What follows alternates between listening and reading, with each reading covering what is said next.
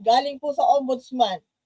At sila po doon sa ombudsman ay nagprepara na magpa-file daw ng plunder charges laban kay former Speaker Martin Romualdez na ngayon ay congressman ng District 1 ng Leyte at kay dating Senate President Chis Escudero dahil po doon sa irregularidad, anomalya patungkol sa flood control projects or sa flood control projects.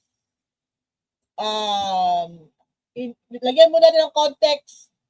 Hindi lang po to flood control projects na pinag-uusapan dito. Naka-connecta po yung usapin po ng bicameral report, bicameral committee dito sa usapin ng flood control projects, usapin ng insertion, nakadikit din po yan sa kwento ng flood control irregularities. So, ako po taga Leyte po at kilala po namin dito si Congressman Martin Romualdez. At siya nga po ay dating Speaker of the House at siya po ay bumaba last September para sa ilalim ng kanyang sarili, isumiti ang kanyang sarili sa investigasyon doon sa ICI. Humarap po siya sa ICI, sila pong dalawa ni Chis Escudero humarap po sa ICI. Imbitahan sila, humarap sila, nagbigay po sila ng kanilang mga pahayag at sa ngayon po lahat na po ng resulta ng investigasyon ng Infrastructure Commission nandun na po lahat sa Ombudsman at saka sa DOJ. So ngayon, narinig po natin na ito nga, posible, malaki po ang posibilidad na kakasuhan silang dalawa, si Martin Romualdez at saka si Chis Escudero ng plunder. Wala pa pong masyadong detalye ito, pero sa akin pong palagay, sa tingin naman natin, haharapin naman po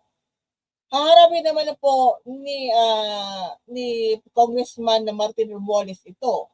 Nandito lang naman po yan siya. Kung wala po siya sa Manila, nandun po siya sa Tacloban. At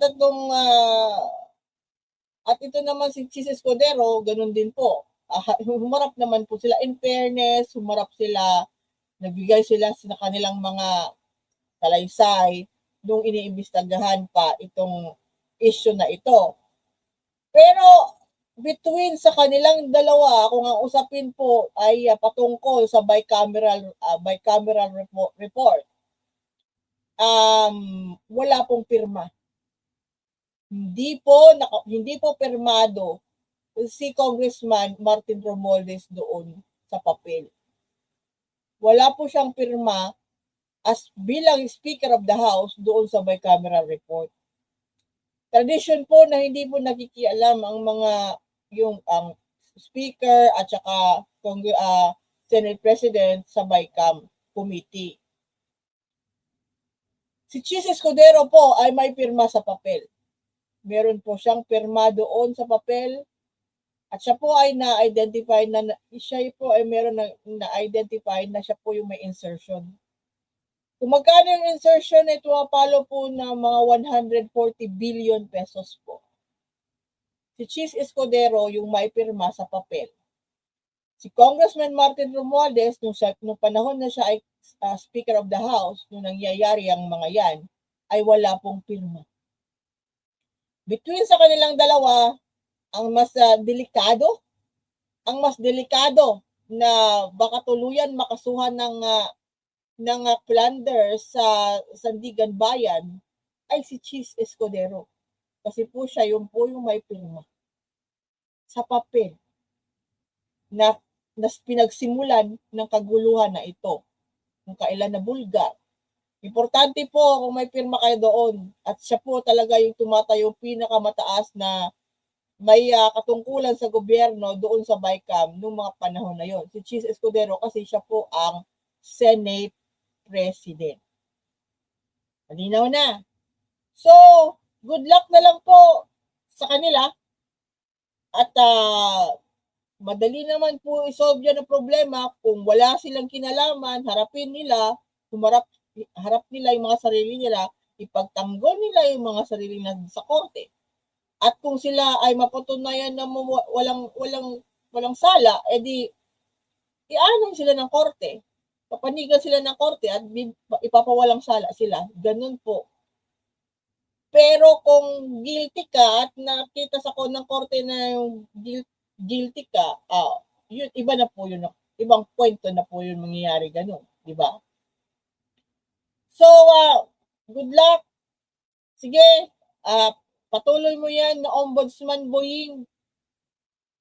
At least, may nangyayari na, di ba? Lahat po nagtatrabaho. Huwag po tayo, sana ganyan sila. Kung merong kailangan harapin. Kung meron kailangan na may question na of law na kailangan sagutin. Ganyan mo ma-measure yung yung pagkatao ng isang tao na kung talagang desidido sila linisin yung kanilang pangalan, haharap yan kahit saan. Kahit anong venue, kahit anong korte. So good luck kay Congressman Martin Romualdez. I know na kaya niya yan. Kaya niya yan sagutin. Kaya niya yan harapin. Ewan ko lang kay Cheese. Kasi ever since po, tahimik na po si Cheese nung yan. Paano niya sa papakita yung pirma niya dyan? Siya yung may pirma. Si Romualdez wala. So, good luck.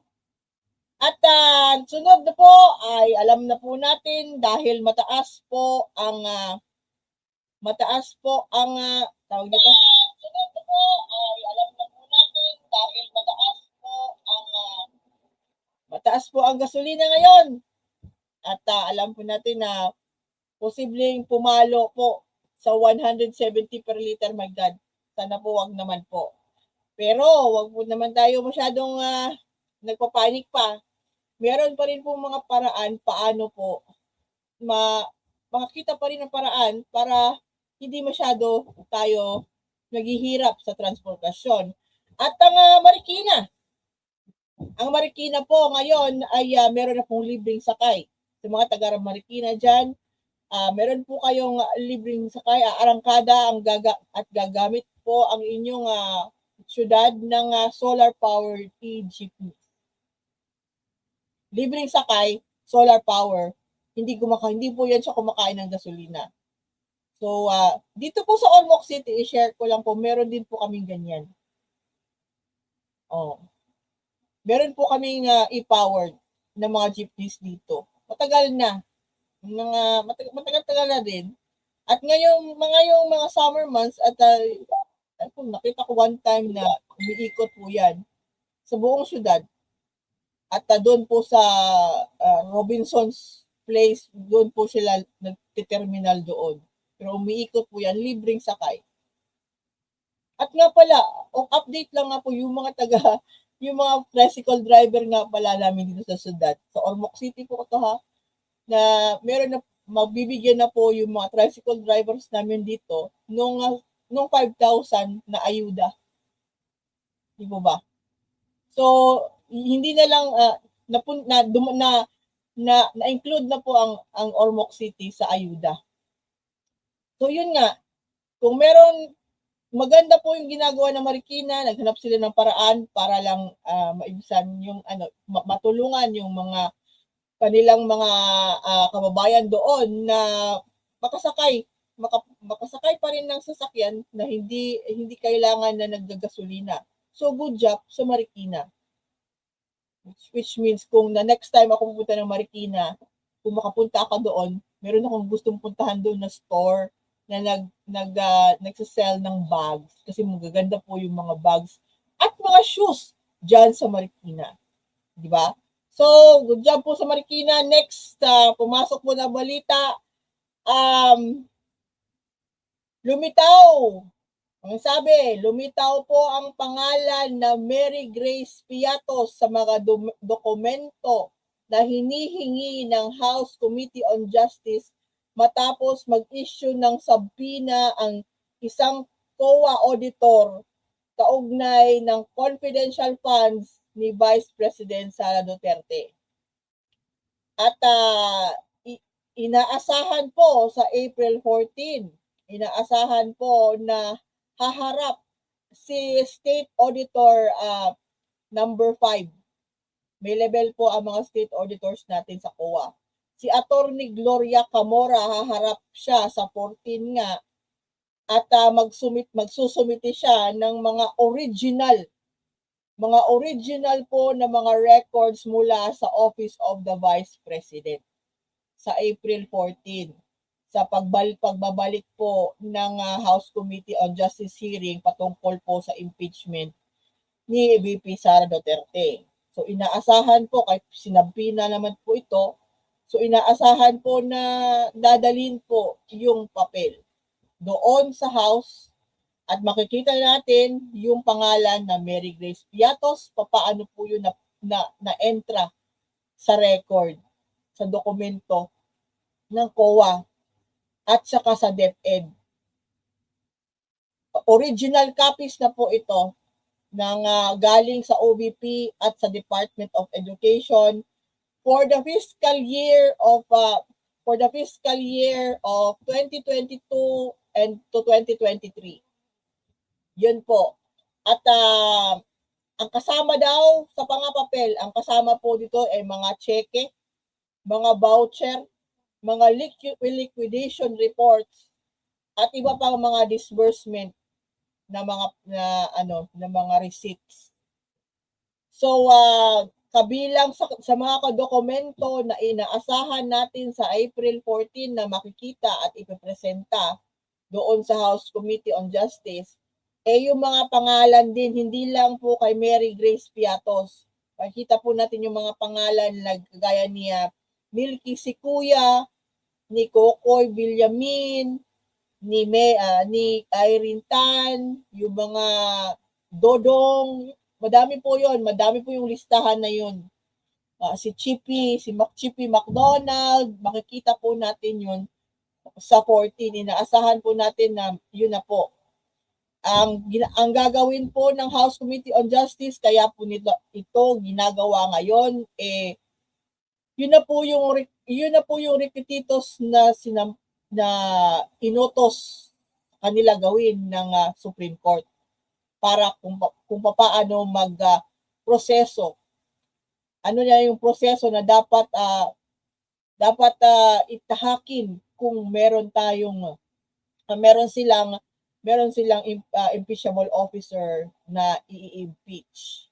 Dapat po kada sinusunod po ng House Committee on Justice ang lahat ng bagong requisitos o requirements na pinataw ng Supreme Court sa kanila last year patungkol sa impeachment. So yan na yon. Ang dinidetermine na po ngayon, ang last step na po ng House Committee on Justice ay yung pagdidetermine kung meron pong probable cause para iakyat na po sa plenary ang impeachment laban kay Sara Duterte. At isa tong paraan na magprepresentahan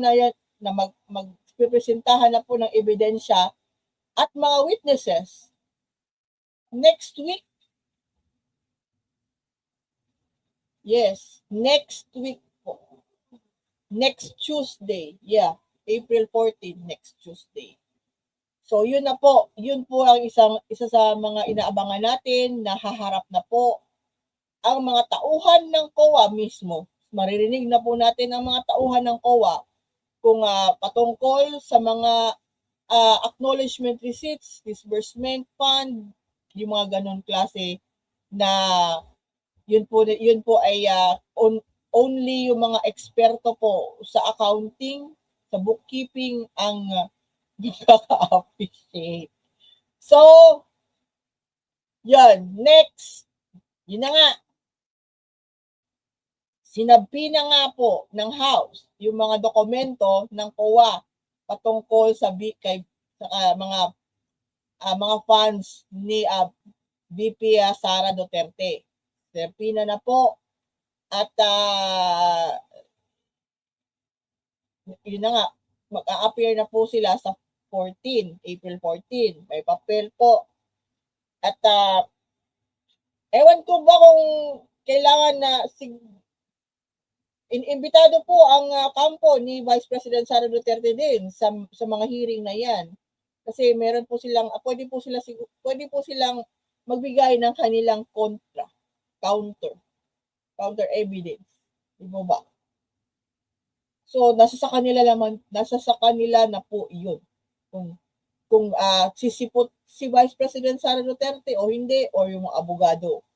Kung hindi po rin sila sisipot pa rin, kung hindi pa rin sila sisipot, ibig sabihin po noon sa mga nag-oobserba at siguro at malamang sa House Committee on Justice, kung hindi po sisipot si Sara Duterte, harapin niya doon sa House, ay ibig sabihin po, wini-waive po niya yung kanyang right.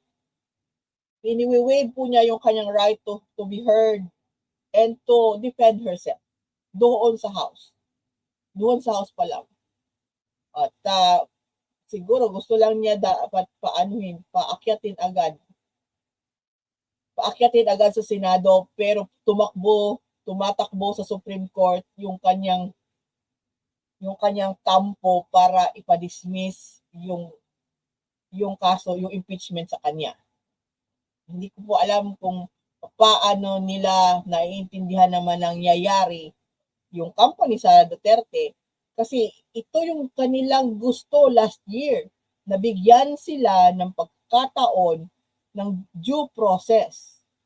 Ngayong time around na binigyan na sila ng due process kasi nga pinanigan sila ng Supreme Court last year at nagbinigyan ang House ng mga panibagong mga requisitos na ipa-follow para sa due process na hinihingi ni Sara Duterte. Ngayon na meron na at sinusunod, sasabihin na naman na hindi siya binibigyan ng due process. Hindi ko alam kung sino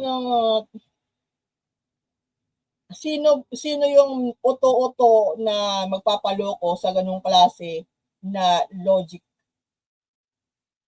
Kung kailan ka pinagbibigyan, doon ka pa rin magreklamo na hindi ka pinagbibigyan. Ginagawa tayong gago, ginagawa tayong tanga ng mga ganitong klaseng palakad ng kampo ni Sara Duterte. So, speaking of electric vehicles, ang Pilipinas ay mag-i-invest po sa isang Taiwanese electric company na gumagawa po ng electric vehicles at para sa e-buses. Yung malaki na po, hindi lang yung kagaya sa Marikina. Maliit kasi yung sa Marikina. Ito po ay e-buses na. So, mag-i-invest po ang Pilipinas ng mahigit kumulang $25 million. Magkano ba yung $25 million? $25 million sa isang Taiwanese na electronic vehicle bus firm. Yun po ay pasabi po ng PESA. Meron pong plano ang ating gobyerno kumuha ng mga bus na tumatakbo na lang po sa solar. Hindi na po sa gasolina. So, ito po yun nga. Meron pa rin po tayong mga solusyon sa problema ng fuel crisis. Hindi man po madali, pero at least may ginagawa. Naghahanap pa rin po ng solusyon ang gobyerno. At kung tayo po ay tumulong lang sana tayo para mabilis yung solusyon kaysa naman tayong hanap ng butas na tayo po ay nagpapabigat at nagbibigay ng problema, sakit ng ulo sa ating mga taong naghahanap ng solusyon. Di ba? Kung ayaw nyo tumulong, tumabi na lang kayo. Di ba? Ganun dapat.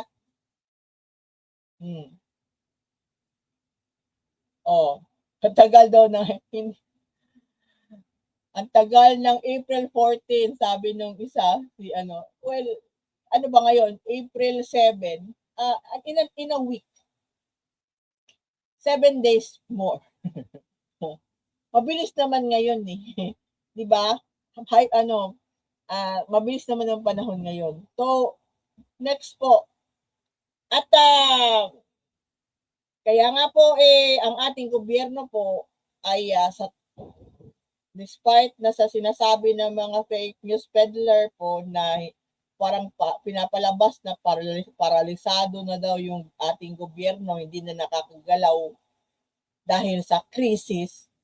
Hindi po ito totoo. Multitasking po ang uso ngayon. Kung hindi po kayo marunong mag-multitask, kawawa naman kayo.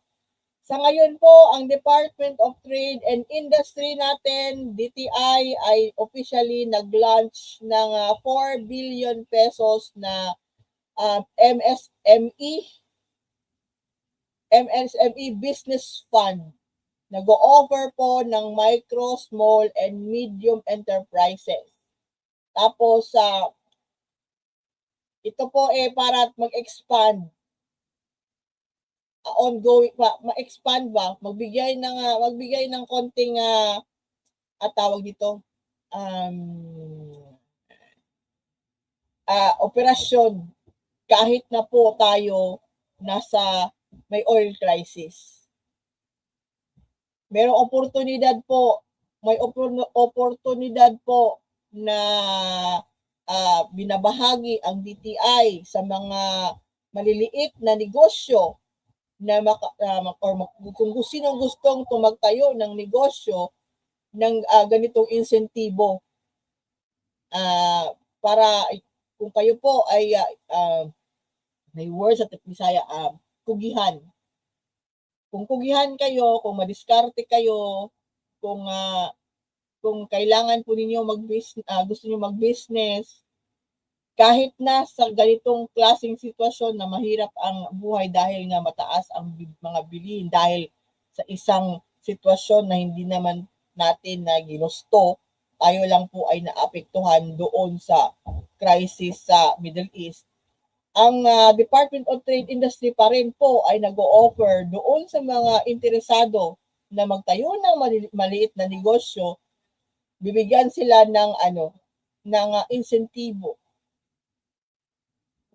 4 billion po yung kalahatan ng ginagawa nila para sa ating mga kababayan na kung gusto po ninyo o interesado kayo magtayo ng negosyo. Maliit or medium, sari-sari store, para rin sa hanap buhay. So, iyon po. Isa po yung oportunidad. Kung kayo po ay interesado, kontakin nyo po yung inyong pinakamalapit na DTI na opisina sa inyong munisipyo, sa inyong syudad.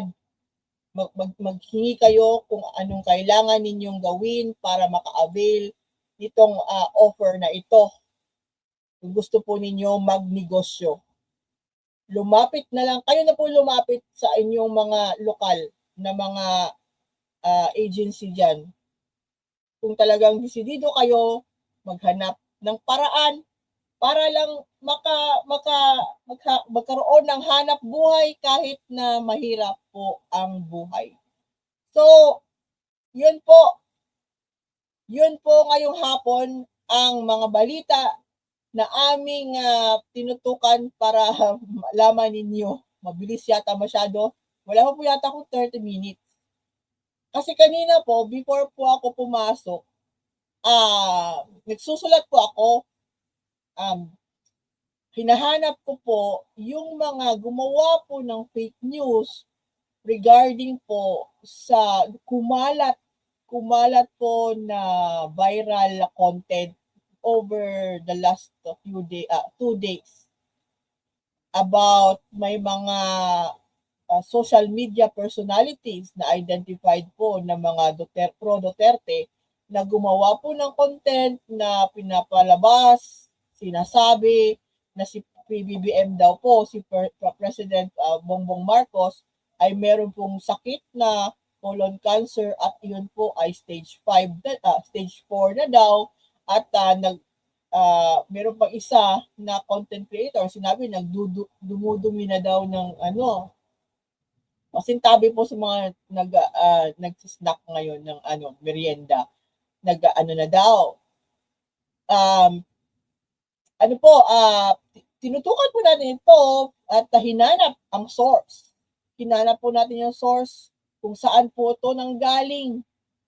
At ako po, doon sa nakakilala sa akin, na matagal na nakakakilala sa akin dito sa social media, ako po yung tipo na, kung magre-research po ako ng isang bagay, talagang magre-research po ako. Yun po yung forte ko.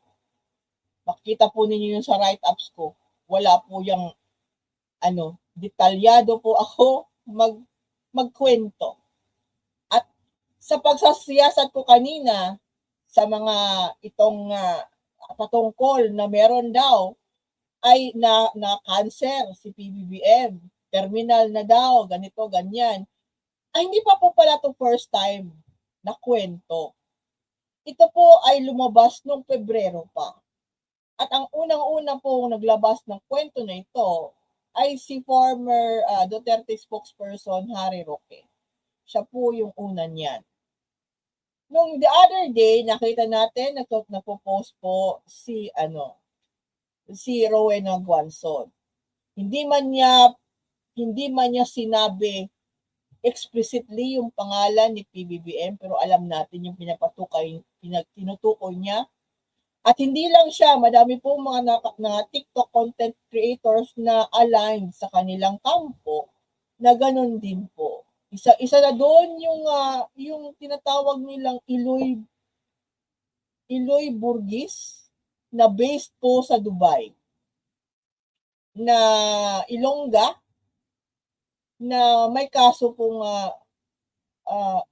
I think may kaso siya doon mismo sa Dubai, Estafa. Hindi ko kasi po siya na pina-follow, pinapasa lang po sa akin yung kanilang mga content, yung ganun na content, mga clips na hindi ko kilala yung mga yon, pero alam ko po na sila po ay mga DDS.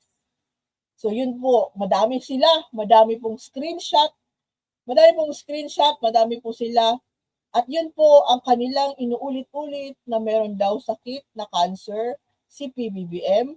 At witness po ako, personal po, nakikita yung mga kilala ko rin DDS na nagpo-post po sa kanilang mga personal page na parang tuwang-tuwa. Tuwang-tuwa sila na meron daw cancer si PBBM. Hindi nila inaalam kung ito ay totoo. Basta yun lang yung gusto nila sabihin na may sakit, na may malubha. Hindi nila binabother na i-cross-check. At ang nakakatawa pa or nakakainis, the moment sila po ay inyong sabihan, naka-experience na din po ako nito, kasi meron po ako mga kaibigan na DDS. The moment na sabihan nyo sila na, huy, hindi totoo yan, fake news yan, magagalit po yan sila. Magagalit yan sila sa'yo. Aawayin ka nila na sinabihan mo sila na mali yung kanilang inaakala. Ganun po ang mentalidad ng mga DDS. Ayaw nila pagsasabihan sila na mali. Kasi tama yung iniisip nila.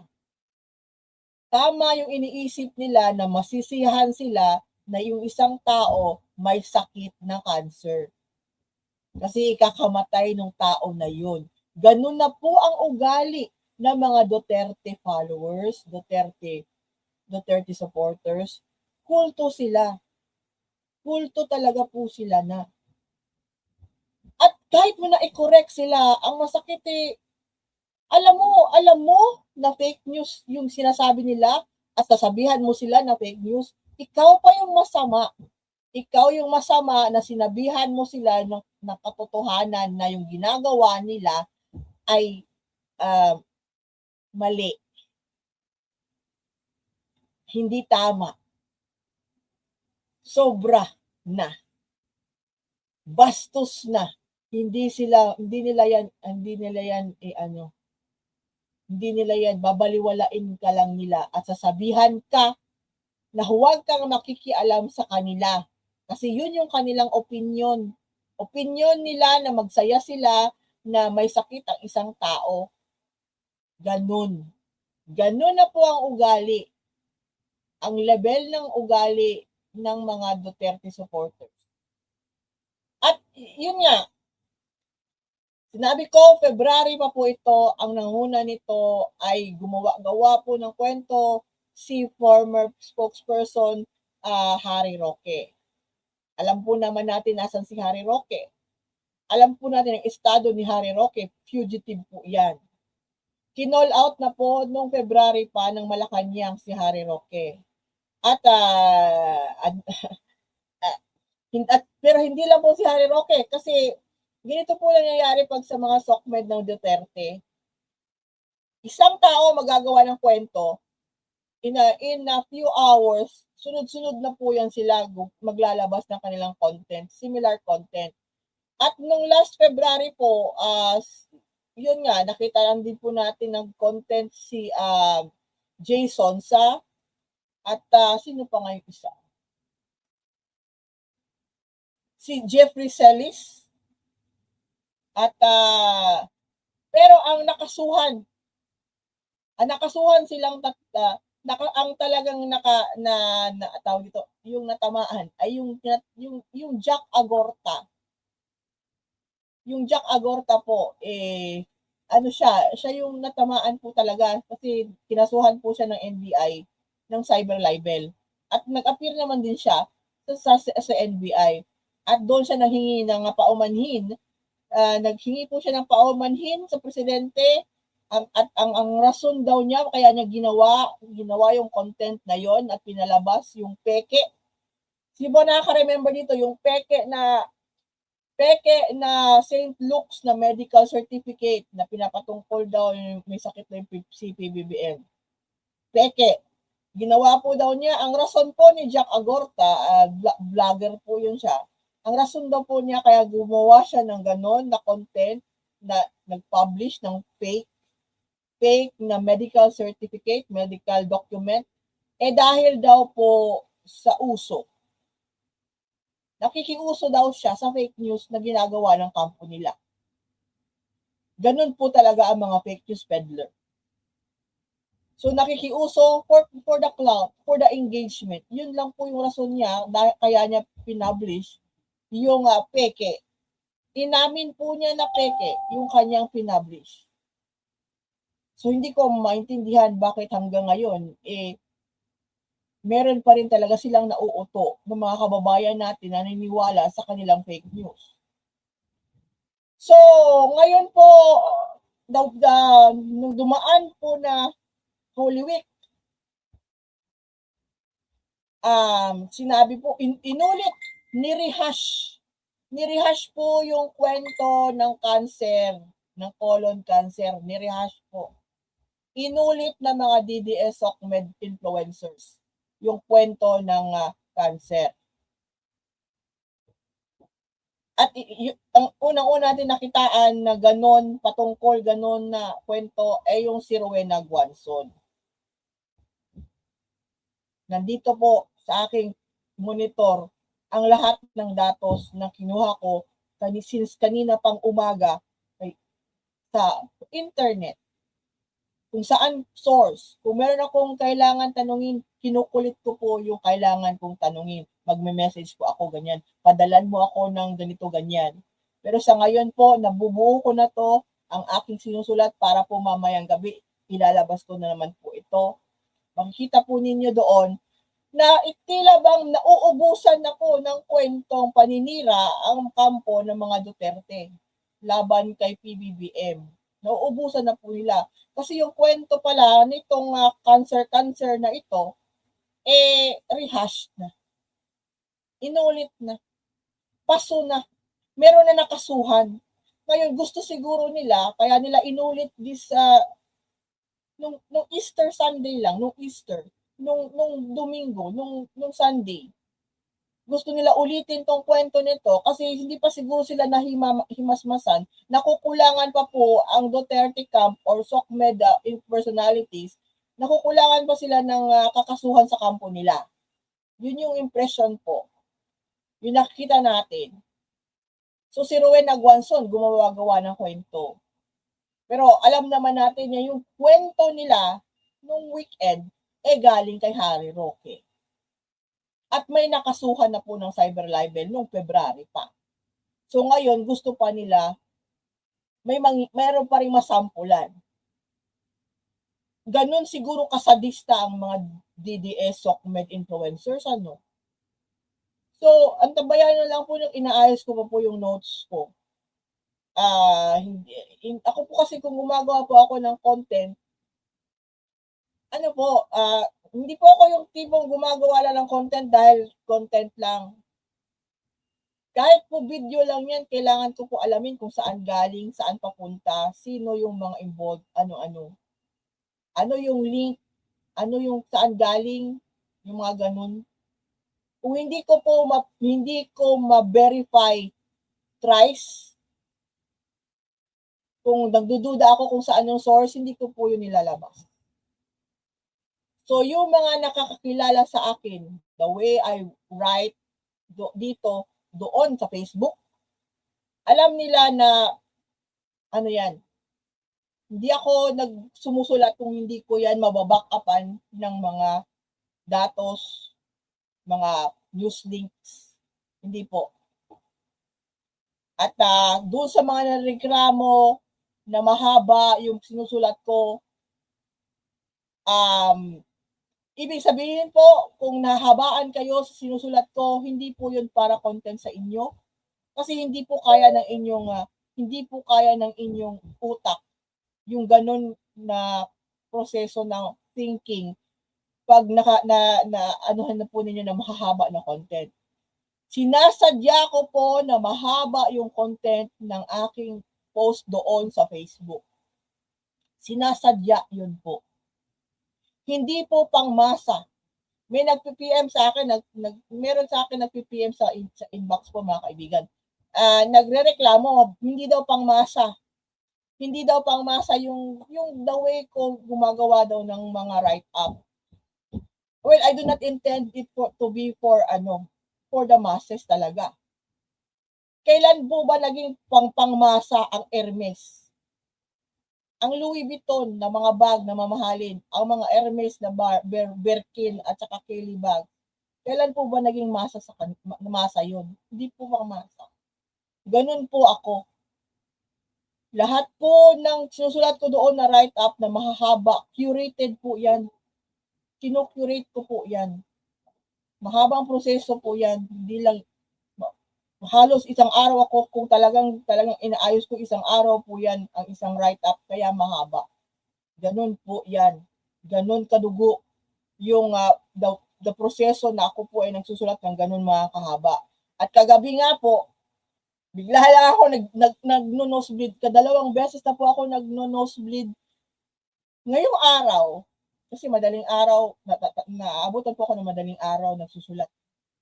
Kadalawang beses na po ako ngayon nag-nosebleed dahil na rin siguro po sa sobrang init talaga ng panahon. So mga naghahanap po ng pangmasa, sa page ko doon sa Facebook, The Political Labandera 4.0, hindi po nyo maasahan pangmasa yun. Sorry po. Pero yun po ay para sa mga tao na may pasensya, magbasa, mahilig magbasa, at mataas po ang intellectual quotient. Yun po. Kung po nyo masamahin, yun lang po ang totoo. So yun nga, ang susunod ko po isusulat ay about sa fake news. Grabe po ang fake news. Hindi lang po itong fake news about kay PBBM na may cancer. Marami po pong fake news ang nangyari within the week nung last week. As in. At nag-identify, ang nakakatawa ay na-identify po saan galing. Galing po sa mga pro-Duterte sites.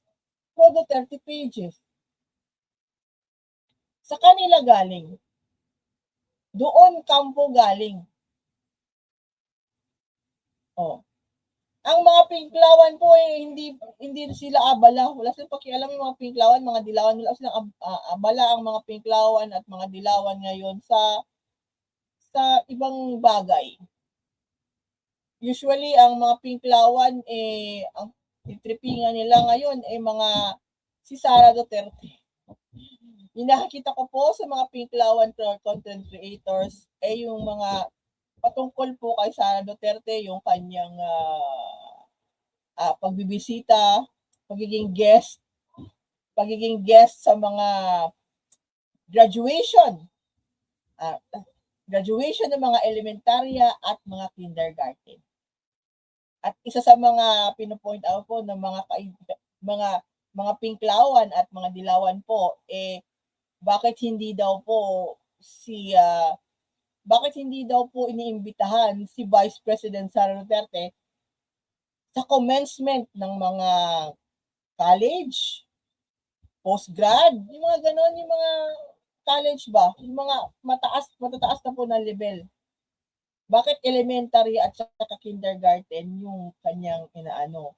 At kinukumpara po ng mga pinklawan yung mga pag-iimbita kay dating Vice President Leni Robredo sa mga ganon na mga okasyon, sa mga college graduation, ganon. Tapos yung Vice Presidente ngayon, for elementary students at saka kindergarten students lang. Doon po abala ang mga pinklawan ngayon. Ang mga loyalista po, abala po sa, yun nga, itong ang pinapalakad na kwento na may sakit si PBBM. Na alam naman natin na hindi nung sinabihan na nagsabi na po opisyal, mabilis po na sinopla ng Malacanang ang kwentong panibagong second round na ito about sa patungkol sa colon cancer na to. Mabilis po sinopla ng Malacanang, hindi pa rin po naniniwala ang mga DDS. Hindi pa rin po sila naniniwala. Pinatulan pa rin po. Hindi ko alam kung meron kasi pong nagpalabas po ng isang ng footage po kung saan po nakita file video ang nakalagay po malinaw doon yung file video po ng isang kanilang reporter at kasama po doon sa file video ni PBBM si dating JPE si Juan Ponce Enrile. Apparently hindi po nakakaintindi ang mga DDS kung anong ibig sabihin ng file video. Kung hindi sila nakakaintindi kung anong ibig sabihin ng file video, mas lalo siguro hindi sila nakakaintindi ang mga DDS kung anong ibig sabihin ng archive. So, nung pong Sunday, Easter Sunday, si PBBM po ay nasa Ilocos Norte, kasama po ang kanyang pamilya, First Family. Sila po ay nag-enjoy ng quiet brunch by the beach. Malapit po sa body of water yung kanilang rest house doon. Naglabas po ng picture ang first couple sa page po mismo ni Madam FL. Naglabas po din siya doon. Naglabas din po si PBBM sa kanyang official page sa Facebook. Masaya sila. Magkasama sila, kompleto sila nung Easter Sunday. Yun, po si PBBM, healthy, umitim. Kasi mainit na. Kung mainit po dito sa Ormoc City, Leyte, I can imagine na grabe po dyan ang init doon sa Ilocos. Diba? So, yun po, may picture po. Nakita po natin yung picture. Pero ang mga DDS, kini-question pa rin yung authenticity ng picture. Hindi po sila naniniwala sa picture na yun. Mas pinapaniwalaan po nila yung ginawa nilang sarili nilang fake news na may cancer po. Si PBBM. Na hindi naman. Wala pong sintomas si PBBM ng colon cancer. Kung gusto niyo malaman kung sinong may cancer na nabalita dati, pwede po. Bisitahin ninyo yung page ko mamaya kasi isusulat ko po doon sino ang nagkaroon ng mga kwento-kwento ng cancer, ng sakit, ng Buerger's disease, ng myasthenia gravis, at kailangan tumira ng fentanyl para lang maibsan ang sakit ng katawan. Sino yon? Hulaan nyo. Sino yung may sakit? Di ba? Sino yung umami na nagmamariwana? Di ba? Hindi ba si former President Rodrigo Duterte? Oh. So, ang akin lang din from a perspective na yung pag-uugali ng Pilipino.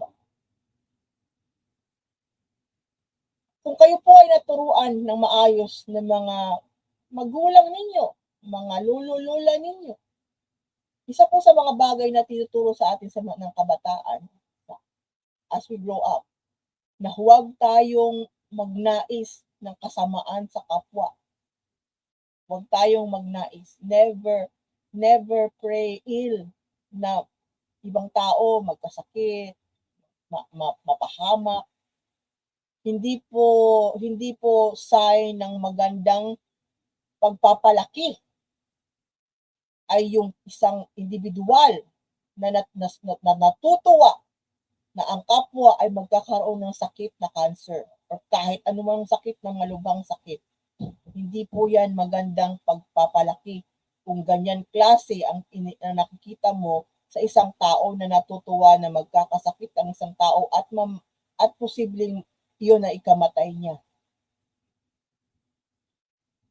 So yung mga taong natutuwa na may sakit, kahit hindi lang si PBBM, kahit ibang tao na magkasakit ng cancer, hindi po biro-biro magkaroon ng cancer. Hindi po biro-biro magkasakit ng cancer. At nakakatakot po. Nakakatakot kung bigyan ka na ng diagnosis ng doktor na meron kang cancer tapos tataningan ka ng ilang buwan ka na lang o ilang taon ka na lang mabubuhay. Hindi po yun biro-biro. So kung yung mga tao na natatawa at nagpipray na si PBBM may cancer at naghihintay na siya ay mamatay, umaasa na siya ay mamatay, maghunos-dili po kayo, baka kayo po yung tamaan ng inyong dinadasal na masama sa kapwa ninyo. Babalik sa inyo yan. Kayo po yung pray kayo ng pray na si PBBM magkasakit. The next thing you know, kayo yung magkakasakit.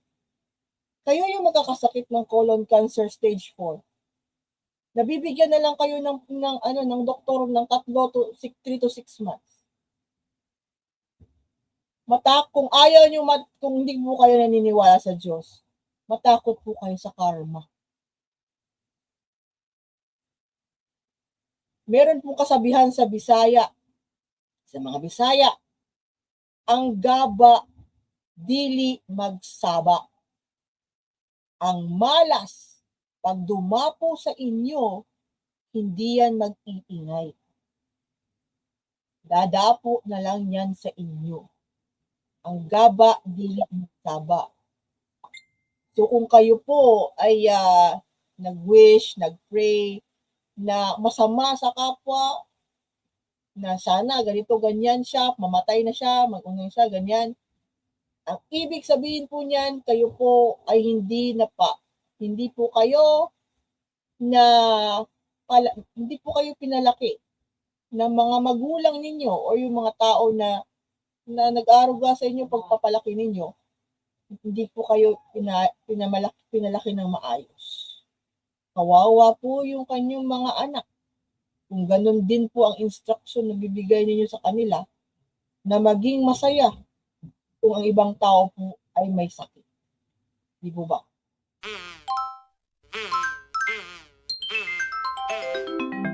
Kukulango.